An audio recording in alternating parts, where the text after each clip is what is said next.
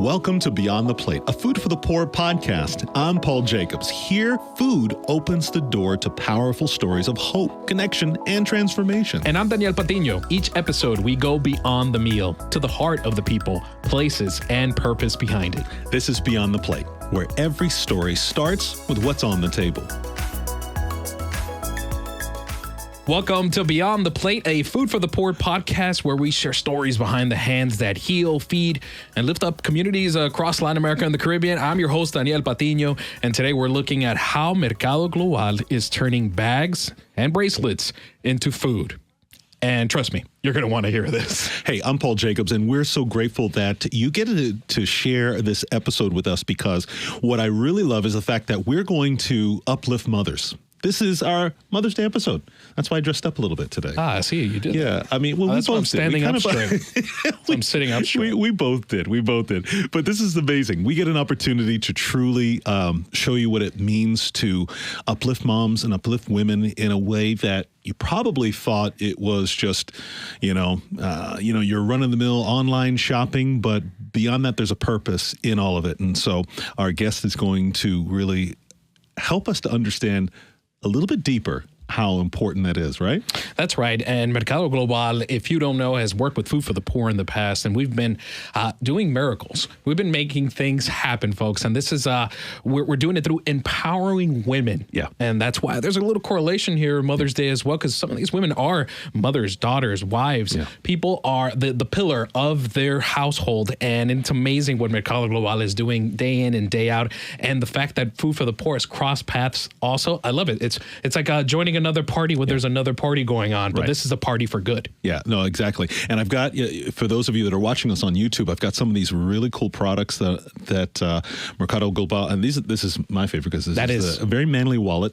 It is. We'll talk more about it on Father's Day episode. Okay, yeah. All right. Okay. That's good for that one. But the bracelets, right. And the other jewelry is, again, one, handmade, and two, beautiful. Exactly. And it's interesting, Danny. One of the things that was so striking when we were looking at, the purpose behind the creation and the legacy that is being created by Mercado Global and this partnership with Food for the Poor, we came across this quote from Lidia Garcia, the director of operations in Guatemala. And she said something that I think really is, it's an eye-opener to why Mercado Global exists and why Food for the Poor has partnered for these many years.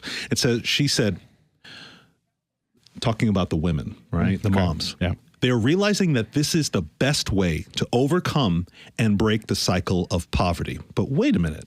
I thought we were talking about selling these amazing products online. Yes. We're talking about breaking cycles of poverty. Well, it's beautiful. It's interesting because I've seen it firsthand. We've seen it firsthand. That's right. When Food for the Poor, our partners like Mercado Global, our beneficiaries, and they all come together, we have something that happens in this synergy, right?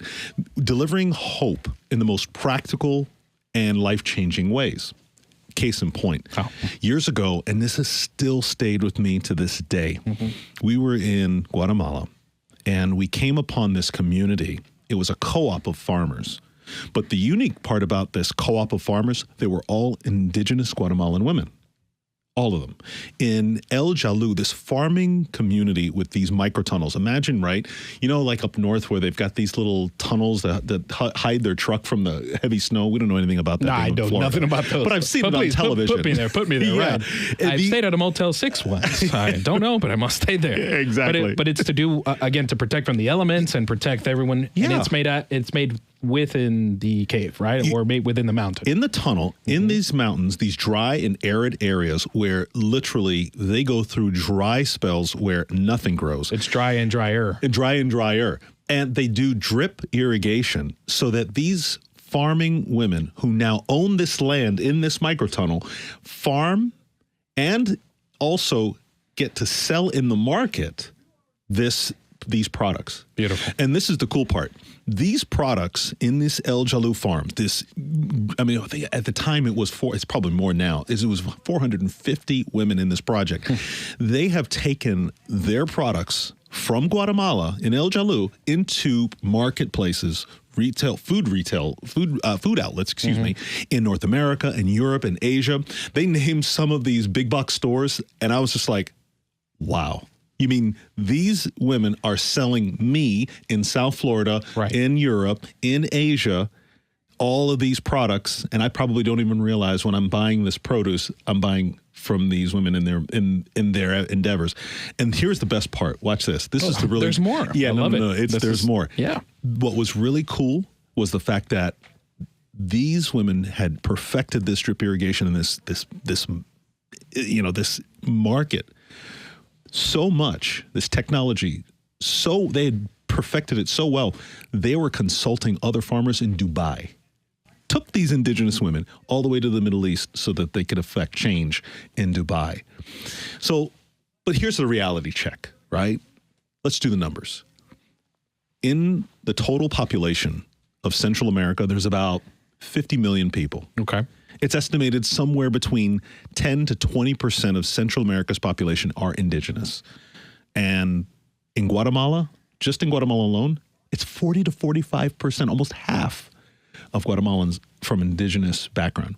So you can just imagine the magnitude of women in this percentage of population that do not have these opportunities, and why this partnership and others like it, helping women like this, is so vitally important. And I love that Mercado Global has seen something. They've seen the diamond in the rough, right, where it is.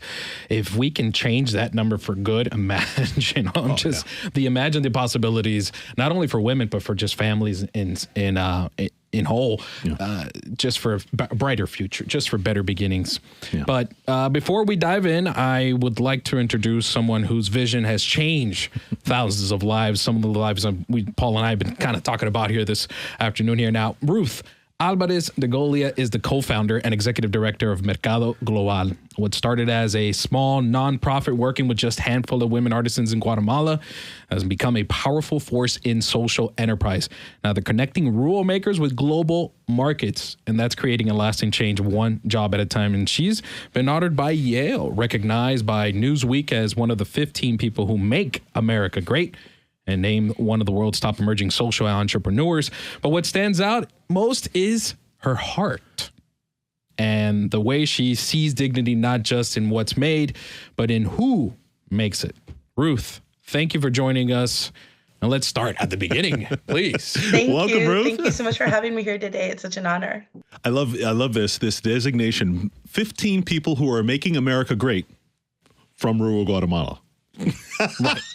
This is great. And unfortunately, there's only 15. And I hope there's more next year. That's it. So, we're talking to you in San Francisco, visiting your 99-year-old grandmother. We're just amazed that you have this opportunity to spend with her. And of course, how awesome is this? Your visit coincides with this Mother's Day episode of Beyond the Plate. We're so grateful to have you. Oh, thank you so much. It's very special. Take us back, Ruth, to the beginning. You're an Ivy League college sophomore, and you've got a project, and you decide Latin America and women as the basis for the beginnings of what is now Mercado Global some 21 years later. Yeah. Well, I was so fortunate. I had a fellowship to go work with an association of rural communities over the summer after my sophomore year. And I had no plans to start anything. But I had never felt so useful in my entire life to get to be there and work and be in partnership with these amazing women who were fighters. Most of them had never had the chance to go to school. They couldn't read and write. A lot of these women had lost their husbands during the Civil War, during massacres that occurred. But they were fighting. There was nothing they wanted more than to provide a better future for their kids. And, we tried everything, tried to build a local market, all sorts of things. But what they really needed more than anything was just access to an international market, because they were these amazing weavers. And it started just as a favor to them. This was back back in 2004, well, actually, that was 2002, before it was kind of exciting to be a social entrepreneur. I remember going back to Yale and sitting up on campus, and these women had asked me as a favor to them to take their artesanías and sell them wherever I came from, as they put it. And I remember setting it up, and it was not considered very prestigious to be selling things, but I was like, this is the most important thing that I could do. And that first weekend, we sold $5,000 in product, and it sent 26 little girls to elementary school for a year. Wow. And that's where it started. And it was such a privilege to get to be in partnership with these amazing women and to be part of partnering with them to create a better lives for their families. What did that do for you, seeing the interest on this side of the world, Yeah. and the need being met for those families that you just visited in Guatemala? Well, it really reminded me of a couple of things. So one is, 10% of Guatemalans actually live in the US. So these are our neighbors, and we're so connected in so many ways. Like it or not, we are all connected. And for me, I remember one thing that I kept thinking was like, but for the grace of God, this could have been me. This could have been my sister. It could have been my mom that couldn't get an education growing up in Guatemala. And it was really exciting to see that people wanted their products and people wanted to help. Who doesn't want to help a mom send her kids to school? Like, everybody wants that. And if you also could buy an amazing scarf or clutch or tote while you're doing it, I mean, what a win-win, right? Right. So I think an energy is unleashed when you bring together people that otherwise never would have met, would never have connected. And so to bring together consumers in the US, women that want to have an impact through their purchasing power, and makers in Central America who make these gorgeous pieces, it really unleashes the power, and it brings people together to build the kind of world that we want all of our children to grow up in. So I'm biased here because I'm part of the 10%, or at least my household is. My wife is from Guatemala. That's right. And, before I married Mari Carmen, one of the things that was striking to me in all the years that I traveled back and forth to Guatemala was the level of quality and the level of just the creativity in some of in the marketplace, whether it was bags and it was jewelry, whatever. It was so amazing. And I always said to myself, this is like you. This has to be in stores across the United States because it's so beautiful. I would always carry a little extra stuff back. I mean, I've got so much in my office and home, and this is even before I got married, right?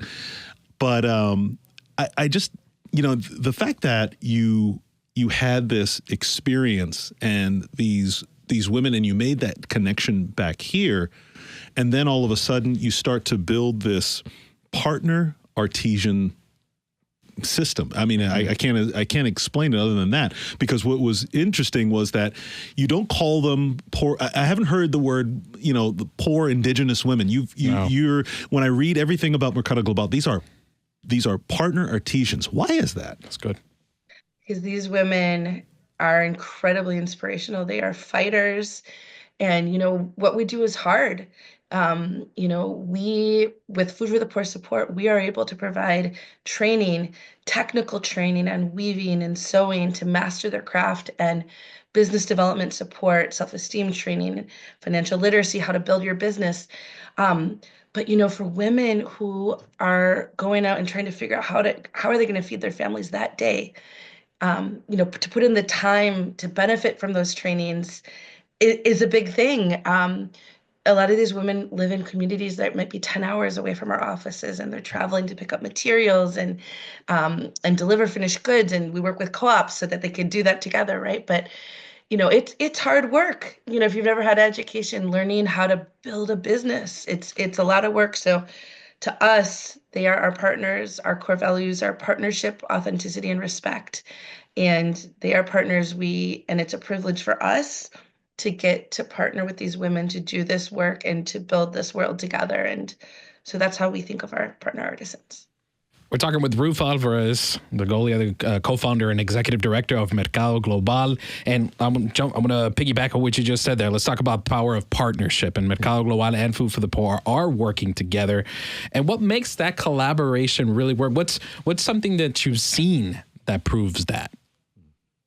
Well, I'm so grateful to get to Count Food for the Poor as one of our partners. We're so grateful for it. And I love that the staff at Food for the Poor have this amazing expertise on how to support community development, and getting the chance to work with Food for the Poor's in-country directors in Guatemala and Honduras and in other regions, and to benefit from the knowledge that the team has about the region and different projects they've funded is really fantastic. And the other thing I would say is, a sad little truth in the nonprofit world is sometimes the organizations that are doing the best work, Yeah. you have your head down, you're doing the great work. Like our team is all indigenous women on the ground in Guatemala, working with our partner communities, doing that good work, which means we don't have this big staff in the US able to fundraise to make that work possible, right?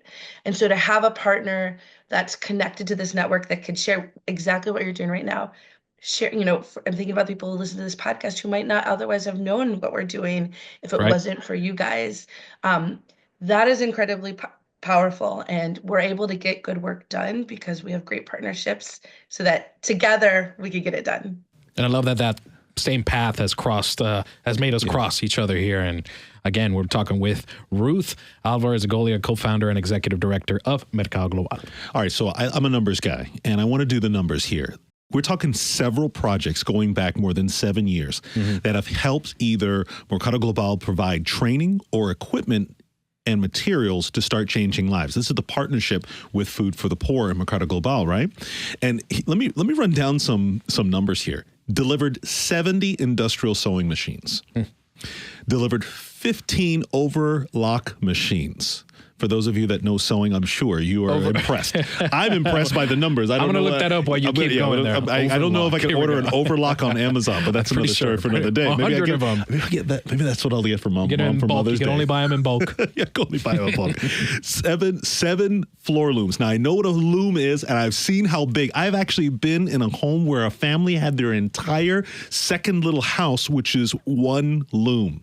I mean, this thing's massive, right? Okay. We're talking about 7 floor looms, 173 advanced sewing toolkits, 173 sets of regular training materials, 87 floor loom weaving material sets, 181 detailed training materials, technical sewing training, technical floor loom training, community-based education and trainers, Wi-Fi. Okay. Oh, well, there you go. Yeah, I mean, we got to communicate, right? I got to tell people and about generators. This. Yeah. And you know what's also been delivered? Countless women with hope for a future. Countless children whose mothers, and let's do that. Let's kind of look at those numbers really quick. You're talking about more than a third of these partner artisans are now they now have bank accounts. 3/4 of these women, more than 75%, are enrolling their children in schools. This is, again, I want to talk about why this is much more than just selling these, and they are beautiful products. Yes. This is really changing a generation. You are establishing an entire generation on a completely different level through what they do best. But I love the fact that you start at the basis, which is self-esteem, it's leadership, it's giving them the foundations, and then we start talking about the skill sets of sewing and all of these other things. Yeah, that's right. Well, I want to just share too, those numbers you read, those are the numbers for this year. That's even not cumulative with all the years that Food for the Poor supported us. So it's exciting. It's exciting what we're able to accomplish together. So, wow. Yeah. So, yeah. And I wanted to share a quick quote with you here. Oh, yeah. And there's a quote we've heard around here, Food for the Poor, and I'm pretty sure it echoes sometimes at Mercado Global. Before, I walked to the dump for scraps. Now I walk to my sewing machine. What comes up for you when you hear that? Yeah. That the power to earn your own dollar changes your life. Totally changes your life. There's nothing more important in terms of being able to map out the future you want for yourself, your family, and your kids. And I think that's what's so exciting, and I know Food for the Poor knows this very well, that one of the most effective ways to break the cycle of poverty is just help the mom get an income stream.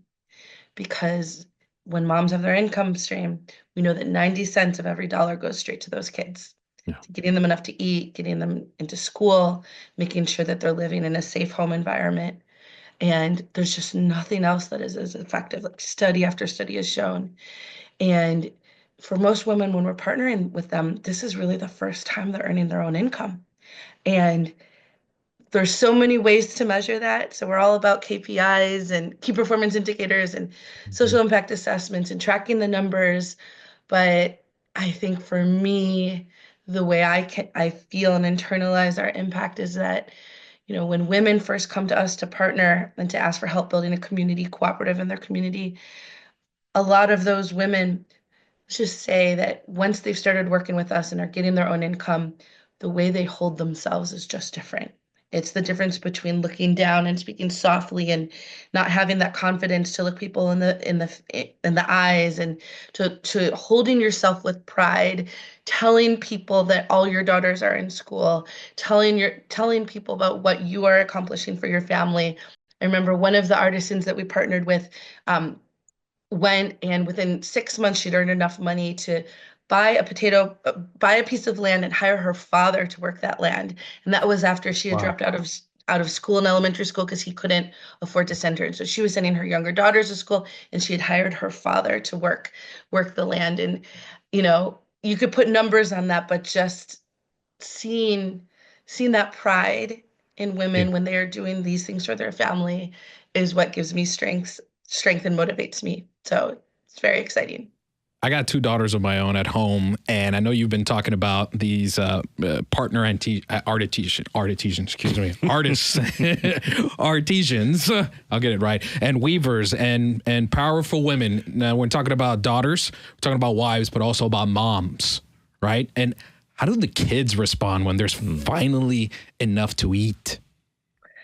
Oh, well, it's not just enough to eat, but when you have the ability to dream, because if you don't have the chance to go to school, it like I see this with women that come to us that can't read and write because they never had a chance to go to school. Um, and knowing that your family wasn't able to, or that the father decided to send the sons and not the girls, that is something that lives on in your heart for a long time. But on the flip side, for little girls that are getting that chance because of their mom, they're so proud of their moms, and it's so exciting. And we recently did this thing where we interviewed the daughters of some of our artisans on video, and it was just these little girls, they have big dreams. They want to be veterinarians, they want to be lawyers, they want to be accountants. Some of them also want to be artisans, but like the fact that they can dream, they could be whatever they want to be, is very, very exciting. And it's really special to get to be part of that. I wonder what that take your child to work day looks like. That'd be fun. That'd be amazing, right? You said something, and I want to piggyback on Danny. His two young girls, and just the light of their life in their household. And whenever they come and we visit together and we stay, we're together, they're the light of my life because I just love watching them grow up and be who they are. But when you started this, you weren't a mom. You were a college sophomore. Mm-hmm. Now you're a mom with two little ones of your own. What have you learned from this experience and from these women, and especially the children, as you just described, that has really helped you? Well, it's been such a journey and such a blessing for me to get to do this work and to get to be the strength that I get from getting to be in partnership with these women. And, when I first started, for me, it was so personal because these were other women, and we grew up in different places, and there were, of course, lots of things that were different, but also fundamentally so many of the challenges are the same, and it's just a question of degree. But now, having two daughters myself, it really takes it even to another level because you start to realize. So one thing when I'm talking to people in the US about the work we do, we'll share a statistic that's really hard, which is that in rural Guatemala, 2 out of 3 children go to bed hungry every night. 2 out of 3. And I'll ask people to consider, how would you feel if you didn't have enough, you couldn't give dinner to your kids at night. You know, how can you imagine what that would be like? And that was something that was always powerful to me. But now when I have my own daughters, I'm like, oh my God, like it's almost unimaginable. And so it makes you, like I think about like when COVID hit that and all the factories in Guatemala City closed down for 6 months, remittances dried up, and there was just famine throughout the region. And I remember we are going to figure out how to get as many families through this as possible. And in March 2020, the Artisans came up with this idea that because they were worried about us and our team in the U.S. because at the time it seemed like it was like a New York City issue. Little did people know it was coming for all of us, right? And they're like, "Can we make masks to send people?" And so we started making masks, and we ended up making it was like 500,000 masks that provided so much work to all these women and families at a time when there was just no income in the region. And that's one thing I'm proud of. And but that's how I think now. Like when things get difficult, you just remember how important this work is and how everyone's counting on you. And it's very personal. And I think that's what makes it so important is it's personal to all of us because everyone has a mother, right? And even if you don't have your own kids, there are children you love. So that gives me a lot of strength. Picture this. You're crafting an amazing beer, but stepping into the non-alcoholic market feels impossible. Too expensive, too risky. Sound familiar? That's where Brews comes in. They're your mobile partner for advanced de-alcoholization and pasteurization. No major investment, no hassle, just results. Their mobile tech lets you create non-alcoholic beer without losing that great flavor your fans love. Same great beer, a whole new market. And here's the kicker. They recover the alcohol byproduct, which you can use to create seltzers, cocktails, and more products. More opportunities, more revenue. Based in North Carolina, Brews partners with craft breweries of all sizes. Whether you're brewing 2,500 barrels or 200,000, they bring the technology to you. You want to test the waters? They even offer small batch trials to see if it's right for you. No upfront cost, zero risk. So why wait? Don't put the non-alcoholic market and seltzers on hold. Brews can help you grow without breaking the bank. Cheers to that. Brews.com. That's B-A-R-E. Brews.com.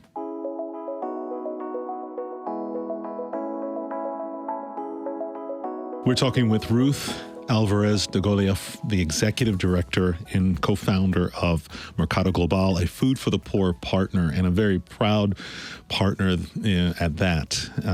You can find their products on our gift catalog at foodforthepoor.org. But this is our Mother's Day episode, and specifically we're empowering moms. And I'm going back to your story about when you brought that first set of material to school back in college, and I'm saying to myself, I wonder if somebody's listening right now and says, you know what? I want to do another $5,000. Imagine we get. Imagine this beautiful. Story has inspired somebody to say, "I'll put another $5,000 and start another generation of moms." And you talk about every time you mention, you say these partisan, partner artisans or these women. I'm always bringing it back to the moms because I've seen it, and when I've been to Guatemala. And for many years, and I, Food for the Poor has 15 countries in which we serve, and I've been here almost 15 years at Food for the Poor, and Guatemala has a very special place. Even before I met my wife, Guatemala had a very special place in my heart because of the people, but because of those moms, because I saw in the eyes and in the hearts of many of those moms, Marie Jacobs-Burke, my mom. And so it's just amazing that you're here turning around the efforts of Mercado Global to help uplift moms and doing it in a way that's so dignifying. And we were talking the other day, and I love this, and I told everybody I'm going to put this on a T-shirt. You said this the other day, and I really believe that you believe it because we see the fruits of it. Until you believe in yourself, everything seems impossible. And I really believe that you have endeavored to help these women truly believe in themselves so that these women, these mothers, these families and communities, these partner artisans can truly say 500,000 masks? Possible. Another line of tote bags or carry-alls or wallets or necklace jewelry. Let's do it. I love when you were talking to us the other day about those 17-inch necklaces, right? Couldn't be 18. No. Couldn't be 16. No. And throw those away, right? Oh, no. But when you put together these group of women that help them believe in themselves, it was possible. And I commend you for that. I commend everyone behind you for that in Mercado Global. So as we wrap up, I really want to just kind of ask a very, big picture question. And I just have to know, we have to know, what is the greatest dream for the next partner artisan, next woman, next mom who joins Mercado Global? What's the greatest dream? What's your greatest dream for the next 21 years? My dream is that indigenous women in rural Guatemala are seen for what they are, which are some of the best rural entrepreneurs in the world. And rather than be seen as victims of poverty, of a lack of education, of racism, that these women are seen as the entrepreneurs that they are, and that they know that their daughters are going to be able to go to school, their kids are going to be able to go to school, they're going to be able to feed their families, that they can build this bright future for their families right there in their communities where they live in rural Guatemala, that is the new normal. And that is our goal. That is what we are working to, the future we are working to build. Mm-hmm. And it's exciting to get to partner with Food for the Poor and all of your supporters to do that.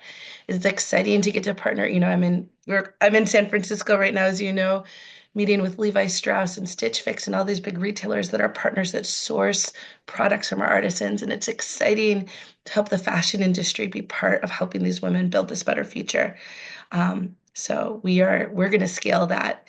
And we want to reach everyone so that this is the new normal. And that's beautiful. And I want to shift gears there where you just went to something fun. Visibility is what you're talking about there. And some of these bags have been spotted in fashion magazines. And like you just said, they're working with big brands that people know and love. And they've been seen on red carpets. And how does that feel to know that something in that small village is now on a global stage? But I think more importantly, I was just thinking, I was talking to Paul about this earlier, and do these women know about these moments? Like, do they actually get to know, and what's their reaction? Yeah, well, we really try, we have a community-based education team. So all the women that work with us, they get a class every other week in their communities where we're helping them build their businesses. And we will bring, like, when their pieces are in vogue, when they're, we have this whole collaboration with Stuart Weitzman.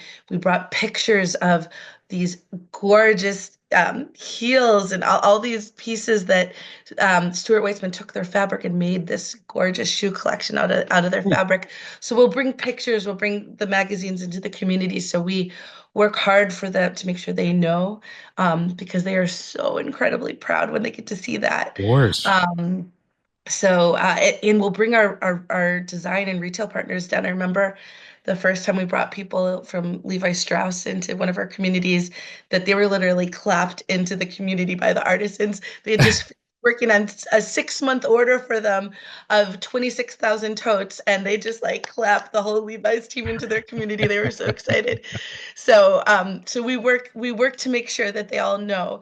I wish we could bring all of our artisans up here to the stores. Like tomorrow, we have out here in San Francisco, we have an event with free people. They're doing this big Mother's Day event, shopping event tomorrow with Latin music and everything. And I'm like, beautiful. The artisans would love this. They would love seeing their pieces in the store and how excited everyone is for them. So we try to use video and photography to share that. And there any hashtags or any campaigns you got going on now that you want to plug while we're here? Yeah. Oh, well, just hashtag Mercado Global if you believe in what we do. Just posting, talking about why it's important to you to buy products that help build a better world for women. I think that would probably be my ask, and to go to Food for the Poor's website to see the artisans' product and to support the work that Food for the Poor does with us and with other amazing groups throughout Central America. I see Mercado Global sponsoring the Met Gala. Oh, Mercado Global Paris Fashion Week. Oh, yeah. Mercado Global runway show in Milan, Italy. I see it. every mall, you're with Levi Strauss. Every mall's got a Levi store. I see that section or the front display, Mercado Global. It's happening because until you believe in yourself, everything seems impossible. And you believe in these partner artisans. Ruth, thank you for being a part of Beyond the Plate, a Food for the Poor podcast, and just sharing your heart and sharing the story of these partner artisans, these women, these mothers who desperately need a hand up, and you're giving them that. Thank you. Oh, and by the way, happy Mother's Day. Oh, thank you so much. Well, happy Mother's Day to your wives and mothers as well. Thank you, Ruth. Thanks for listening. We hope you felt the connection. One plate, one story, one act of love can change everything. Discover more stories and join our community at foodforthepoor.org/podcast, and follow us too at beyondtheplate.podcast. Together, we can make a difference. This is Beyond the Plate.